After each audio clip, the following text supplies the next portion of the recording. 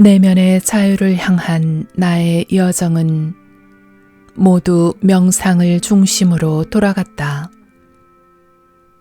나는 깊은 평화와 고요를 한껏 맛보기 위해 명상을 통해 내면으로 들어갔다. 그것은 효과가 있었다. 어느 정도까지는 말이다. 나는 몇 시간이고 앉아서 에너지의 아름다운 흐름이 나를 위로 끌어올리는 것을 경험할 수 있었다. 하지만 내가 그토록 가고 싶어 하는 곳에 도달하기에는 아직 뚫지 못한 벽이 있었다. 게다가 자리에서 일어나 움직이기 시작하면 마음은 언제나 제자리로 되돌아왔다. 나는 도움이 필요했고 그것은 어느 날 벼락 같은 깨달음을 통해 왔다. 어쩌면 내가 잘못된 방식으로 접근해가고 있는 것일 수 있다는데 생각이 미친 것이다. 끊임없이 마음을 조용히 잠재움으로써 나를 해방시키려고 할 것이 아니라 마음이 그렇게 소란스러운 이유를 먼저 물어봐야 하는 것 아닐까. 마음을 그렇게 제잘거리게 만드는 배우의 원인이 무엇일까? 만일 그 동기를 제거할 수 있다면 싸움은 끝날 터였다. 이 깨달음 덕에 나의 수행은 완전히 새롭고 흥미로운 차원으로 접어들었다. 내면을 잘 살펴보니 제일 먼저 눈에 띄는 것이 하나 있었다. 바로 마음의 활동 대부분이 나의 호불호를 중심으로 돌아간다는 점이었다. 마음은 좋아하거나 싫어하는 것을 발견하면 그것에 대해 왁자지껄 떠들기 시작했다. 마음의 이 호우야말로 어떻게 하면 삶의 모든 것을 통제할 수 있을지에 대한 주절거림을 끊임없이 일으키는 주범이었다. 그 모든 것으로부터 해방되겠다는 대담한 시도의 일환으로서 나는 개인적인 호불호를 둘러싼 마음의 수다에는 완전히 귀를 닫겠노라고 결심했다. 대신 삶이 자연스러운 흐름을 통해 내게 가져다 주는 것을 그대로 수용하는 데에만 의지를 발휘하리라고 마음먹었다. 이런 관점의 변화가 어쩌면 내면의 소란을 잠재울 수 있을지도 몰랐다. 수행은 아주 간단한 것으로부터 시작했다. 바로 날씨였다. 비가 오면 툴툴대지 않고 그저 비가 내리나 보다 하는 것이, 해가 쨍쨍하면 툴툴대지 않고 그저 쨍쨍한가 보다 하는 것이 정말 그렇게 어려운 일일까? 마음이 그럴 수 없다는 사실만은 확실했다. 왜 하필 오늘 비가 내리지? 다른 날 다 놔두고 왜 하필 이날이야? 이건 불공평해. 나는 이 모든 무의미한 소음을 다음 말로 대체했다. 참 아름답구나. 비가 내리네. 이런 수용 연습은 효과가 매우 강력하여 확실히 마음을 조용해지게 만드는 데 일조했다. 그래서 나는 좀 더 밀고 나가 더 많은 것을 대상으로 수용 연습을 해보기로 했다. 이제부터 삶이 특정한 방향으로 펼쳐지는 것에 대해 내가 저항하고 있다면, 그리고 그 유일한 이유가 나 자신의 호불호라면, 나는 그 호불호를 내려놓고 삶의 주도권을 넘기겠노라고 결심했던 것이 생생히 기억난다. 분명히 이것은 내게 미지의 영역이었다. 나는 과연 어떻게 될 것인가? 좋고 싫은 마음을 따라가지 않는다면 내게 과연 무슨 일이 일어날 것인가? 이 의문은 나를 겁먹게 하지 않았다. 오히려 나를 강렬하게 사로잡았다. 나는 삶의 주도권을 잡고 싶은 게 아니었다. 나의 자아 저 너머로 자유롭게 솟아오르고 싶었다. 나는 이것을 하나의 위대한 실험으로 바라보기 시작했다. 내면의 저항을 그저 내려놓고 삶의 흐름에 나를 맡긴다면 어떤 일이 일어날까? 실험 규칙은 매우 단순했다. 삶이 내 앞에 가져다주는 사건들을 나를 내 자아 너머로 데려가기 위해 온 손님처럼 대할 것, 혹여 내 개인적 자아가 불평불만을 늘어놓는다면 나는 그 상황을 기회 삼아 자아를 내려놓고 삶이 주는 것에 내 맡기기로 했다. 이것이 바로 내가 내 맡기기 실험이라고 부르게 된 연습의 시작이었다. 나는 이 실험이 나를 어디로 인도하는지를 똑똑히 지켜볼 준비가 되어 있었다. 미친 사람이 아니고서야 누가 이런 결심을 하겠냐고 생각할 수도 있으리라. 하지만 사실 나는 삶의 모든 것을 내 맡겼을 때 얼마나 놀라운 일이 벌어질 수 있는지를 이미 어느 정도 경험한 상태였다. 나를 내려놓고 별것 아닌 것 같은 사소한 사건들을 따라갔을 뿐인데 우연히 멕시코의 한 언덕에 도착했고 그곳에서 멕시코 마을 사람들과 그토록 아름다운 만남을 가졌었다.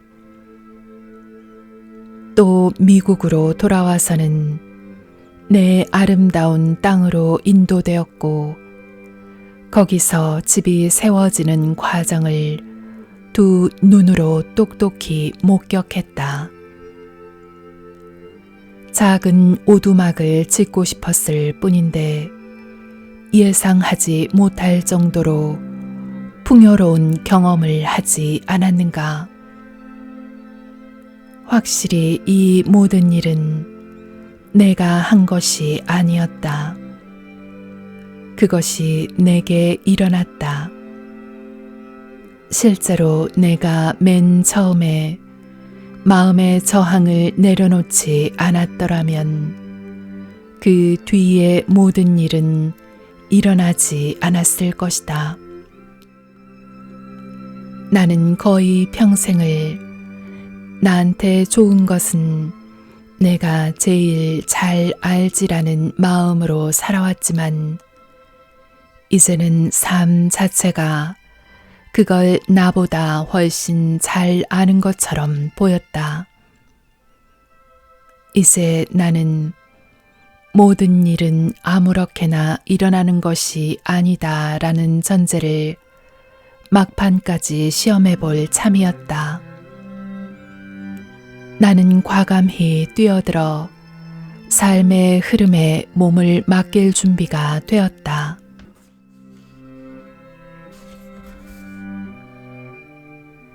그런데 어느 날 나는 내 인생을 바꿔놓은 경이롭고도 생생한 꿈을 꾸었다. 꿈속에서 나는 완전히 집중한 채 걷기 명상을 하고 있었다. 한 발 한 발 내딛는 걸음을 온전히 의식하며 나는 동굴 입구 쪽으로 천천히 걸어가고 있었다. 별일 없이 나는 동굴 안으로 들어갔고 내 앞에 펼쳐진 어둠 속으로 계속 전진했다. 곧 주위가 매우 컴컴해졌다. 나는 동굴 옆에 걸려있던 나무 횃불을 집어들어 불을 붙인 뒤 계속 앞으로 나아갔다. 동굴 안쪽으로 깊숙이 들어갈수록 공기는 더더욱 희박해졌다. 거기에는 거의 소름 끼칠 정도로 강렬한 목적의식이 존재했다. 내가 찾던 것을 발견할 때까지는 이 미지의 동굴 끝까지라도 들어가겠노라는 마음이었다. 그 어떠한 것도 나를 막을 수 없었다. 저 멀리서 희미한 불빛이 보이기 시작했다. 단 하나의 생각도 마음을 스치지 않았으나 나는 직관적으로 그곳이 내가 가고자 했던 곳임을 알았다. 가까이 가니 위에서 내려오는 빗줄기가 동굴 바닥으로 세차게 떨어지고 있었다. 빛의 근원 쪽으로 다가갈수록 공기는 더욱 희박해졌다. 숨이 거의 쉬어지지 않았다. 하지만 나는 계속 걸어갔다. 이 경험은 내가 명상할 때 종종 일어나던 현상과 유사했다. 평소에도 명상이 깊어질수록 호흡 역시 느려지며 종국에는 들숨과 날숨의 흐름이 자연스럽게 정지되곤 했다. 이런 무호흡 상태로 내가 얼마나 오랫동안 앉아 있는지는 잘 모르지만 현실로 돌아오면 숨을 한 번에 몰아쉬곤 했는데 어느 순간이 되자 동굴 속을 걷는 것이 명상의 그 단계처럼 느껴졌다. 나는 목적지에 거의 도달했다. 바로 앞에 동굴 바닥으로 쏟아져 내리는 빗줄기가 보였다. 나는 산소 부족으로 금방이라도 쓰러질 것 같았지만 그래도 의지를 내어 빛 속으로 마지막 한 발을 내디뎠다. 그 즉시 나는 눈부신 빛의 홍수 속에 완전히 잠겼다. 나는 빛 속으로 올라가기 위해 몸을 위쪽으로 뻗었다.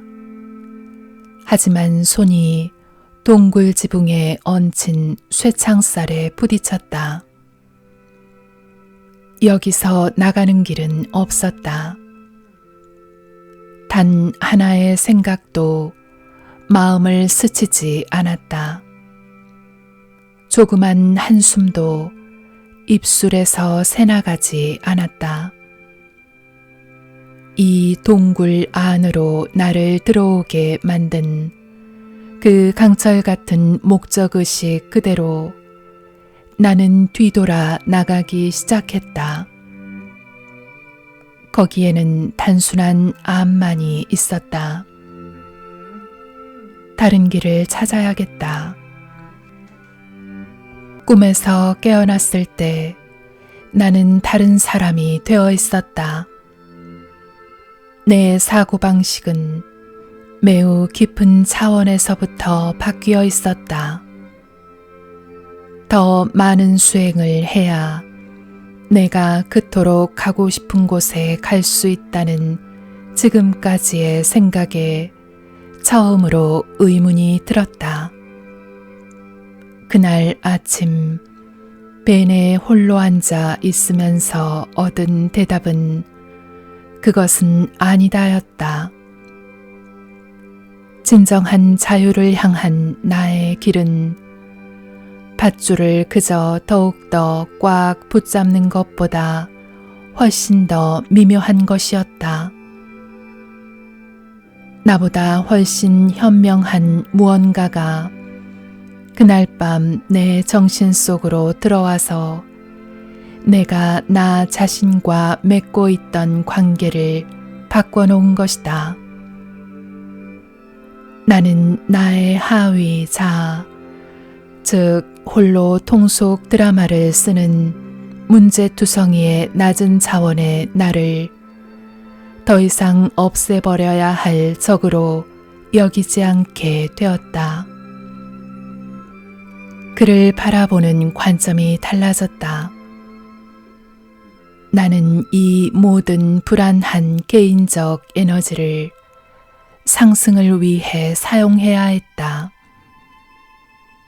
그가 문제인 동시에 해결책이라는 사실이 완전히 명료해졌다.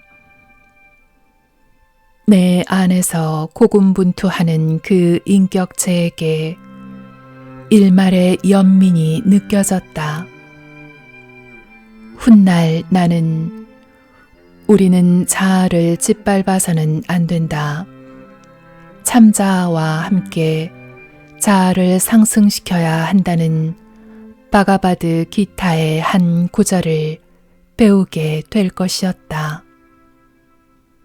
하지만 그때까지 나는 인격적 자아의 인간성으로부터 해방되겠노라는 명분하에 그를 짓밟고 있었다. 이제 나는 그 에너지를 높은 차원으로 상승시키는 법을 터득하여 내 여정을 돕게끔 만들어야 했다. 나는 벤에서 나와 사원 건물 쪽으로 걸어갔다. 훨씬 가볍고 마음이 활짝 열린 기분이 들었다.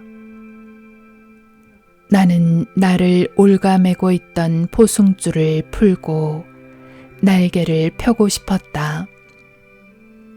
그러자면 제일 먼저 해야 할 일이 있었다. 마음 수련을 시작한 이래로 나는 마음속에 방이 하나 있다고 상상한 뒤 그곳으로 미키라는 개인적 자아를 데려가서 명상을 시켰다. 입구에 거대한 나무 문들이 달려있는 육중한 유리방이었다. 이 방이 아주 특별했던 것은 유리벽 너머로 온 우주가 내보인다는 점이었다. 명상하는 자리에 홀로 앉아 있으면 칠흑 같은 광활한 우주에 지구가 달랑 떠 있는 것을 볼 수 있었다. 미키에게 문제가 생길 때마다 나는 그를 그곳으로 데려가서 진정시켰다. 심지어 그를 그곳에 두고 나오는 게임도 했다. 나는 그가 언제나 조용하기만을 바랐고 자신이 겪는 모든 경험이 이 무한한 우주를 떠다니는 자그마한 한 톨의 먼지로부터 일어나는 것임을 늘 명심하기를 바랐다. 그날 아침 나는 사원으로 가는 도중 잠시 길을 멈추고 두 눈을 감았다. 그리고 아주 특별한 방으로 향하는 그 거대한 나무 문들을 열어젖혔다. 내가 방석 위에 두고 온 그는 즉시 몸을 바르게 폈다.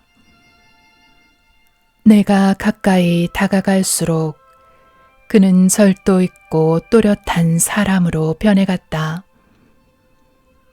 지금까지 그토록 엄격했던 태도와는 완전히 다르게 나는 그를 향해 부드럽게 손을 뻗으며 이렇게 말했다. 이제 나와도 돼. 이 말을 한 뒤에 일어난 일을 생각하면 내 맡기기 연습을 그저 무해한 마음게임의 일종이라고 생각했던 것이 지금도 부끄러워진다. 그 말을 내뱉은 순간 감히 상상도 해본 적 없는 강렬한 감정이 한꺼번에 분출해 나왔다. 눈물이 폭포처럼 쏟아졌고 다리 힘이 풀리면서 나는 그 자리에 털썩 주저앉았다. 어떤 거대한 사건이 일어나 평생치의 감정이 해소된 것처럼 가슴이 쪼개지듯 열렸다.